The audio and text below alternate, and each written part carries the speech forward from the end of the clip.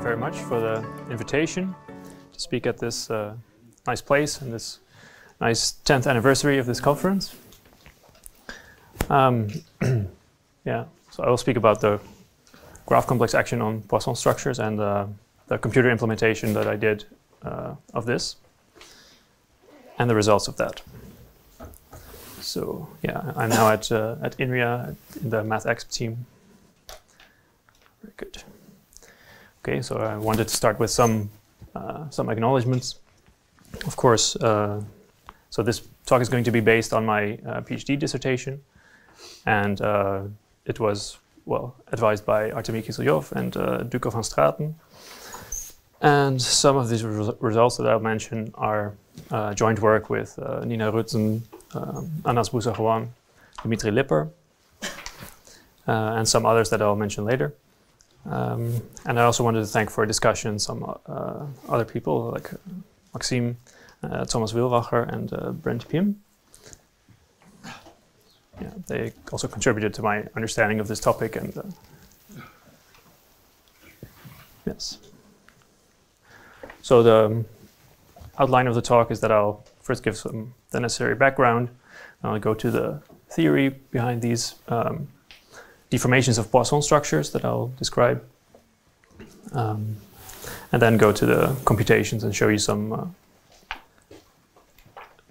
computations at work.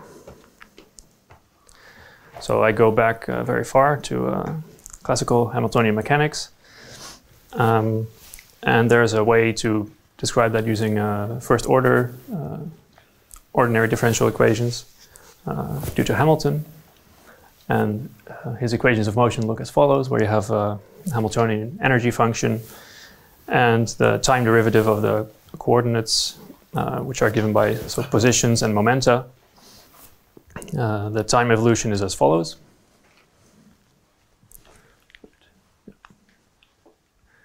Time evolution is this. So, of course, there are many examples from physics with explicit formulas for Hamiltonians and explicit solutions and so on. So here's a simple pendulum. Okay, right.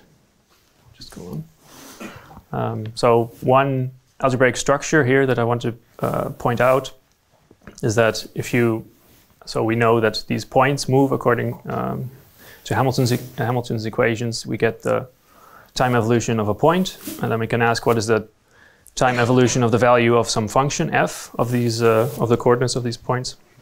And then, well, you use the chain rule, and you find some expression that we call the Poisson bracket of f and h.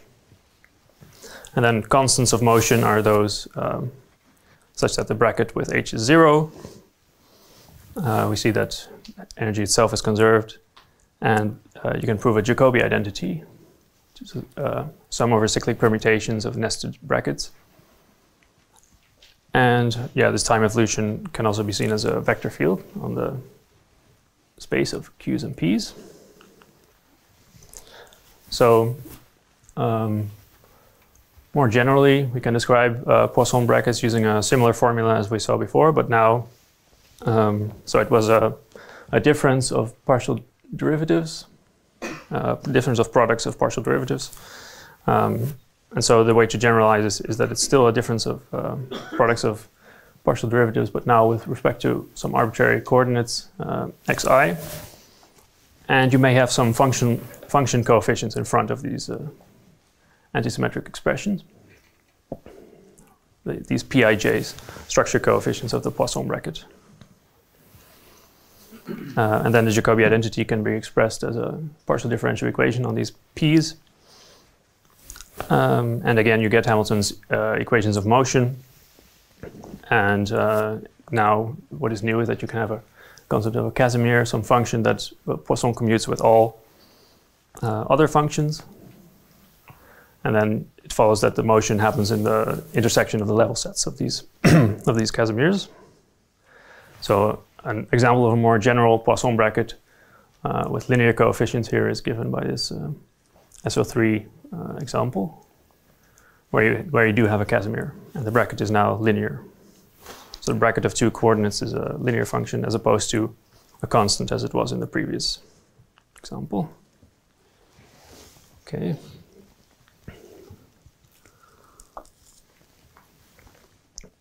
So these coefficients of the Poisson bracket Pij, this collection is a tensor field, and well, dual to differential forms, you have multi-vector fields, and these Pij form the coefficients of a bivector field. So in this talk, we will see vector fields, bivector fields, and three vector fields with the following coordinate expressions and some examples. Right. Okay, so on these multi-vector fields, generalizations of vector fields, you can extend the Lie bracket in a natural way. I think the quickest way to introduce it is to introduce some anti-commuting variables xi, dual to these coordinates x. And then we can express multi-vector fields as polynomials in these anti-symmetric variables. And then the bracket on these multivectors can be expressed using derivatives with respect to the even coordinates and also the odd coordinates. Yeah, and then due to this anti-symmetry, you get the notion of left and right derivatives, which gives you some signs. But it's so that's a convenient way to calculate things. And so this is the extension of the Lie bracket. Now, this has several properties. So if you take two multivectors of degree m and n, then the Schouten bracket of them will have degree m plus n minus 1. We know it was anti-symmetric for vector fields, but it's symmetric for bivector fields. And this Schouten bracket also satisfies its own graded Jacobi identity with some signs that I omit here for simplicity. Okay. So if I want to describe Poisson brackets again, or Poisson structures again, I can say there are bivector fields P such that the Schouten bracket of P with itself vanishes. So that's just another way to write it. And there are examples. On R2, all the bivector fields are Poisson. On R3, you have a construction using from Nambu brackets, which are Jacobian determinants with some arbitrary functions, and then you can rescale that. And you get a big class of Poisson structures of rank 2, or you can take wedge products of vector fields with the Euler vector field, with some homogeneous polynomial vector field. And there are more examples like R-matrix Lie algebras that we'll show later at the end. Okay, so now we want to deform. So given some Poisson structure, we want to deform it. Let's say first infinitesimally. So we introduce some formal variable epsilon, and we want p plus epsilon q to be a Poisson structure up to order epsilon. And if you expand that, you get the condition that the bracket of p with q is 0. And actually, from the graded Jacobi identity for the Schouten bracket, you can see that Schouten bracket of p with x, if you set that equal to q, it will always be a deformation. So that is kind of one way to get a deformation. But these are kind of trivial deformations in the sense that they come from coordinate changes from the flow of this vector field. So we can ask, do there exist non-trivial deformations? So you can make this quotient vector space if you want. And here we have an example of where this quotient is non-zero. If you go on R2, and we take this Poisson bracket, then the bracket of p with x will always be 0 at the origin, but there are bivector fields such that they're not 0 at the origin. Okay. It's just a quick example. So that was, in a concrete example, we could see some these Poisson cocycles and coboundaries, these deformations of Poisson structure, but could there exist a formula such that for any Poisson structure you get a deformation of it? And yeah, so you want some operation Q depending on P and the derivatives of P, such that it always gives you this infinitesimal deformation. And ideally, we also want some non-trivial deformation, some deformation that does not come from a coordinate change. And the answer given by Maxime is yes. So you have this formula, the tetrahedral, so-called tetrahedral flow, where you have third derivatives of the Poisson structure coefficients and a quartic polynomial in these derivatives. And so the claim is that this always gives you a deformation. So yeah, there's the references are the original paper by Maxime and a talk in 2017, and our paper where we also try to explain this identity in a different way, but later understood it a bit better. So I want to give some review of how this construction works and why it works. So I go to the theory.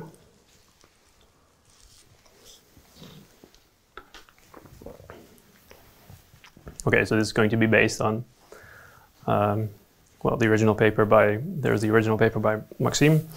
Then Thomas Wilbacher also did work in this direction. And then Christine Jost gave a nice proof of the claim that I was just talking about. And we also did, re-explained it and gave examples of this mechanism of finding out these universal deformations. Okay. So what can you do?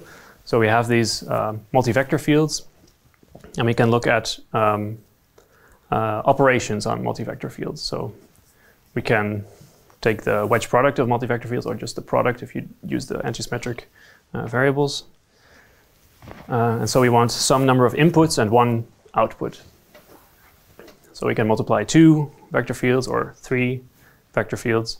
Or we can take this Schouten bracket of 2 vector fields, and these are so-called, I would say, natural operations. Right. And then what we can do is we can write this Schouten bracket in a particular way. Namely, we saw these, well, there were derivatives acting on the first input and the second input, one derivative with respect to xi and the other with respect to x. And then we can write this, so we can write this Schouten bracket as a composition, where we first do these derivative operations on the tensor factors, and then multiply out at the end. Okay, so that's kind of a trivial observation. But then we can generalize this. So this operation I call delta 1, 2 for acting on the tensor factors, the first and second tensor factor. So we can generalize that to a delta ij acting on a tensor product of n factors, so taking n multi-vector fields as input. And so then we act with these derivatives with respect to xi and x on the ith and jth tensor factors. All right, so that gives you that operator delta ij. And these operators anti-commute. So the only proof I know of that is that you do a very tedious calculation, but maybe there's a better way to see that, I don't know. But then, so if you have these operators, then given some graph, you can define an operation associated with this graph. They anti-commute if all the 4 indices are distinct, or also if I is equal to k, for example? So in here, I will not consider so graphs with loops. So I won't consider those operators. So I don't know actually how it. I don't see what Stelios' conclusion. You have only one derivative with respect to variables, so it's kind of what operator it's given. Okay. Right. Yeah. So okay. So and in my graph, so there will be no loop. So I always have delta ij with the. Okay. Well. All right. So here's 2 examples of graphs with operators associated with them.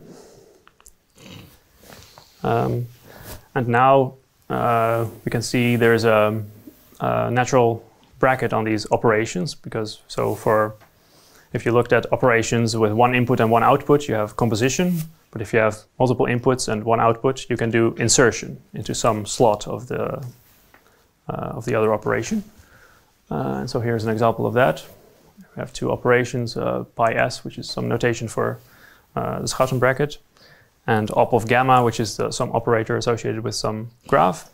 And so what happens is you insert this operator into the Schouten bracket, and the other way around with some signs. Okay, so good.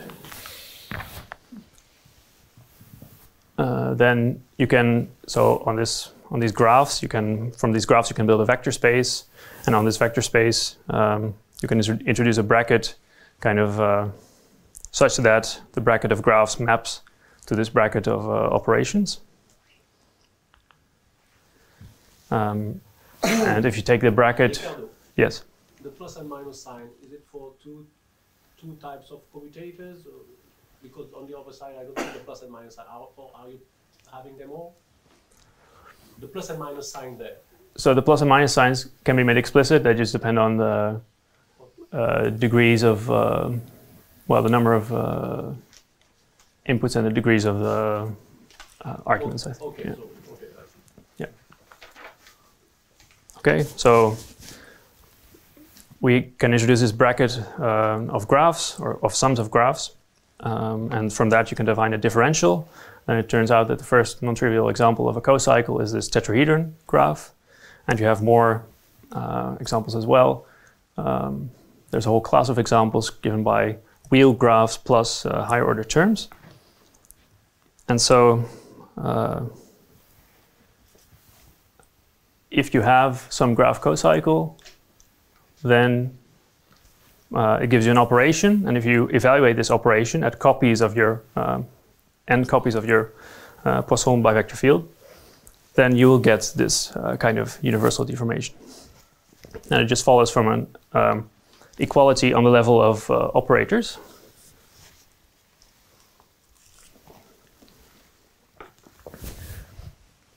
Now, using all these nice identities that we have, yeah, you can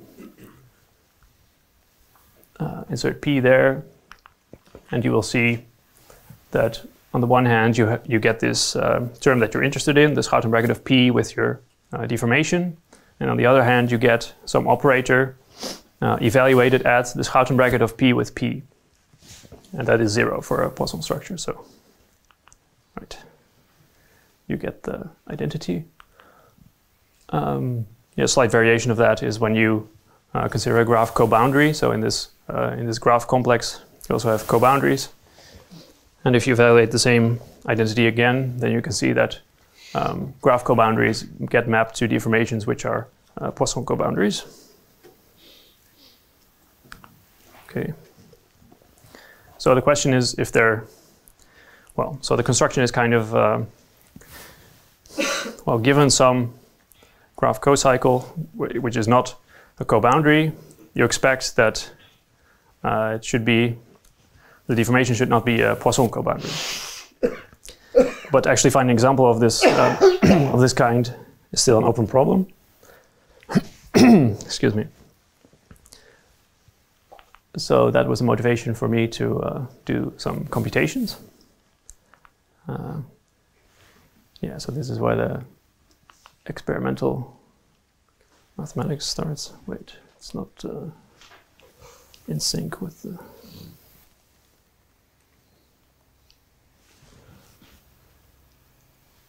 Okay, it's working again. Right. So I made a computer implementation of this stuff. Okay, it's a bit delayed. All right. So I made a computer implementation of this called GCA-OPS, Graph Complex Action on Poisson Structures. It's a free open source software released under the MIT license. Yeah, so it implements all the theory that I just discussed. And we use it to calculate some examples and verify identities, and also teach. I taught a tutorial class on this topic in a course by Artemi. And so some highlights of this is that we find explicit representatives of these graph cocycles. I mean, there are many results about calculating the rank or the dimension of these graph cohomology groups or vector spaces. And so for this story, we really want explicit representatives. And so we managed to do that well. For low degrees, it's not so difficult. But the matrices get bigger and bigger linear algebra problems. So recently, I worked together with a student from Kaiserslautern who has an implementation of sparse Gaussian elimination to find this a representative of this graph cocycle gamma 9, which is the 9 wheel plus higher order terms. And yeah, so in the examples that I calculated, which are, well, for example, for these brackets on 2D, on the two-dimensional space, and these Nambu Poisson brackets that I mentioned earlier, and some R-matrix Poisson brackets, we always find that this deformation defined by graphs that we could calculate, they're always Poisson coboundaries. So they are the bracket of P with some vector field x, and we managed to find the vector field x explicitly in those cases. Yeah, so there's also some, I want to just mention some work in progress by other students, new students of Artemi in Groningen, Molly, and Floor, who are investigating some cases in 2 dimensions and 4 dimensions, or trying to explain some results in those dimensions. Right. Delta 6 is, I guess, another family of graphs. Ah, right. So, so these gammas I used to denote these wheel cocycles, and actually delta 6 is just a coboundary. So it's it's the graph differential of some single graph. So we already know it's going to be a coboundary, but I just calculated this explicitly in 2D, so we really see that all the identities are working. You can see that in my thesis. Okay, so then I wanted to go to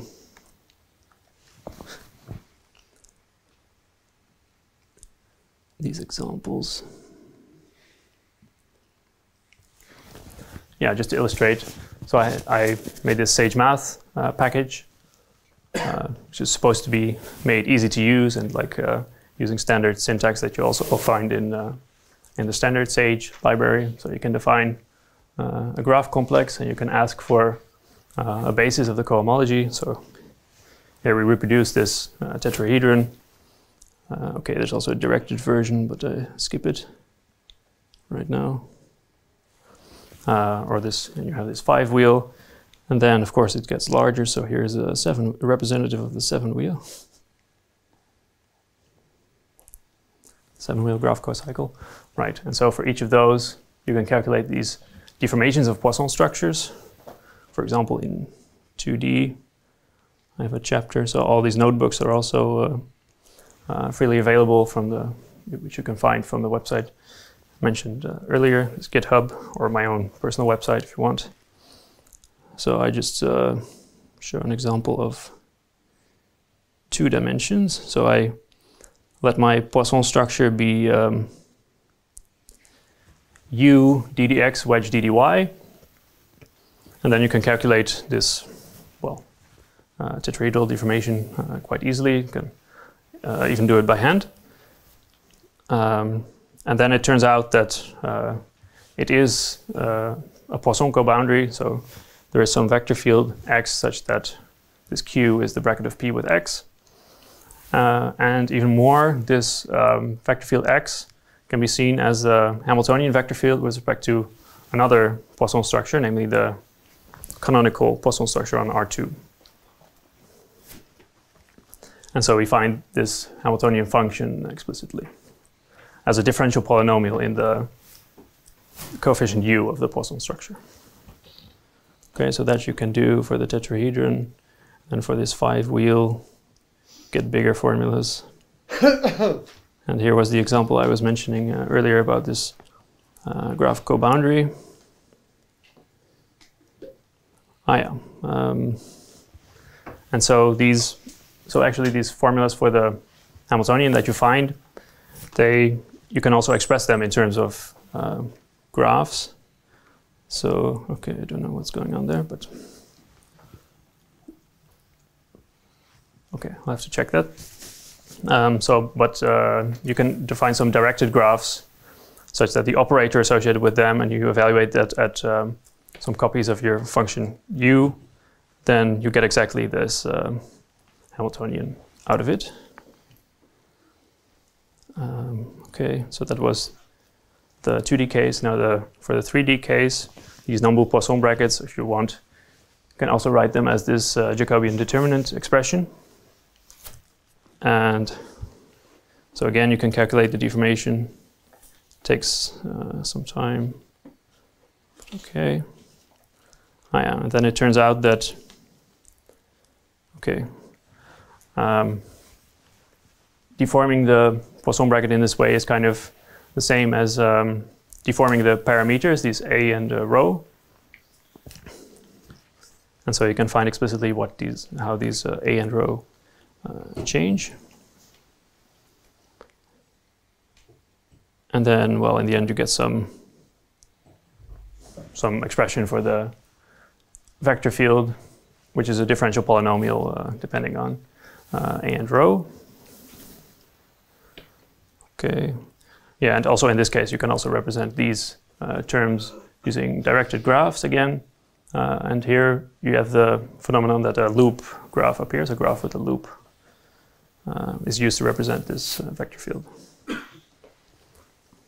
Okay. Then just briefly about these R-matrix Poisson brackets that I mentioned. So I won't go through all the details, but you have some matrix Lie algebras on which you can define some bilinear form. And you can use it to define a Poisson bracket. Okay, so I take some typical Lie algebras like GL. And you can calculate the deformation. So these Poisson brackets themselves have homogeneous polynomial coefficients, and then also these deformations are going to have homogeneous polynomial coefficients. And then if these deformations are Poisson coboundaries, then you can solve for x in terms of homogeneous polynomials. And so, okay, sometimes the deformation itself will be 0.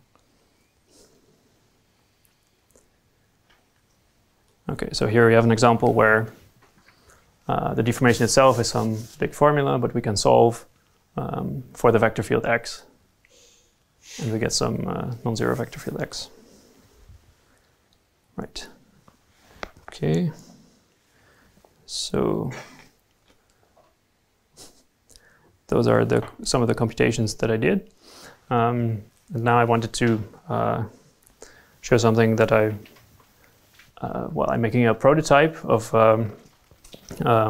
collecting this data that these things that I've calculated. So you have families of Poisson structures and these graph cocycles, and then the deformations of Poisson structures defined using these graph cocycles. So I plan to make some web interface where we store this data. Okay, so this is work in progress, but so you get expressions and code that you can run using the package that I developed. And then you can see which deformations have been calculated. Okay, this is still work in progress, but eventually you'll see here the formula and also the graph representation if there is any, and things like that. Right. So I've calculated some examples, and the conjecture is still open. We still want to find some Poisson structure such that this Poisson cocycle that you get is not a Poisson coboundary. And yeah, I hope that my package, this software package, will help contribute to trying to solve that problem.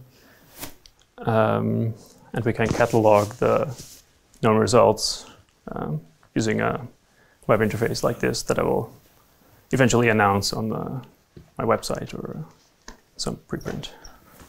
Okay, thank you very much.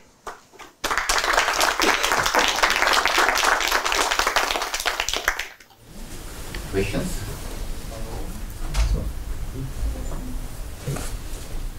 In your demonstration, you show some differential polynomial. Is this the usual differential polynomial, or Or something very special here. Well, so we have these Poisson structures on R2, which are, so they're bivector fields. P is equal to U ddx wedge ddy. And then these,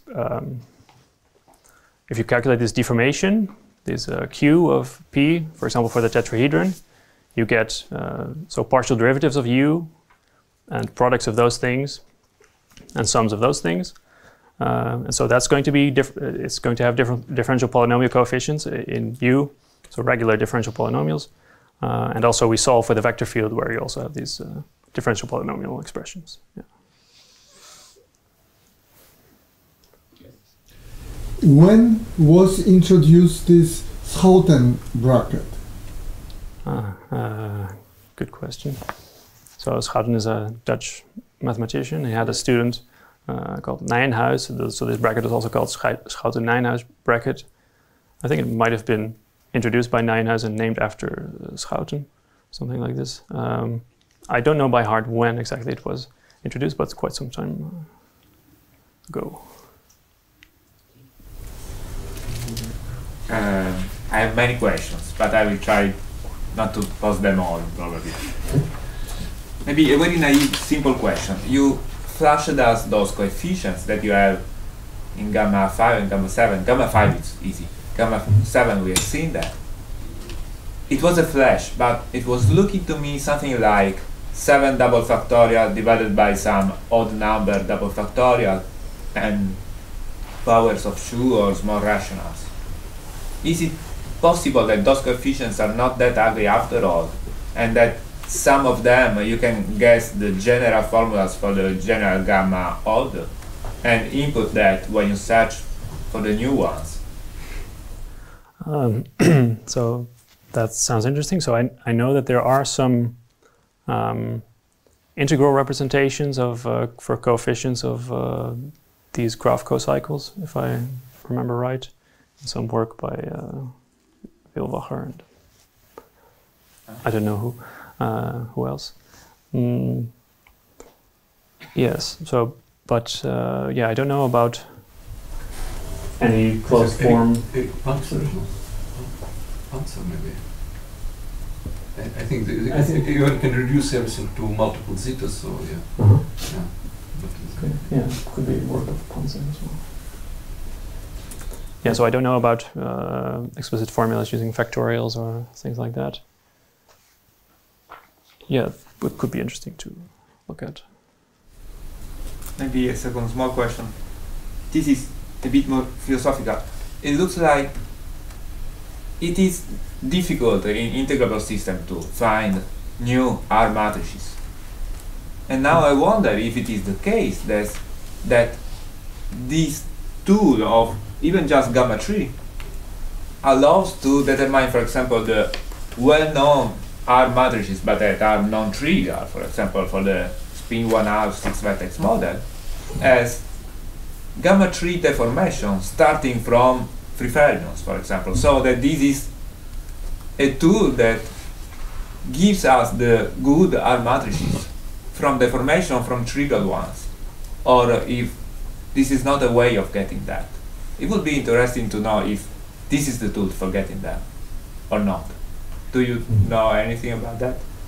Yeah, so I have to say I don't know too much about R matrices in general. So no, I just calculated these examples, and I know there are also some. So for each of these R matrices, you get some associated linear, quadratic, and cubic Poisson brackets, and the deformation that I calculate are the deformations of those Poisson brackets. So I don't know if it can be also translated to some identity on the R matrices themselves, but it might be interesting.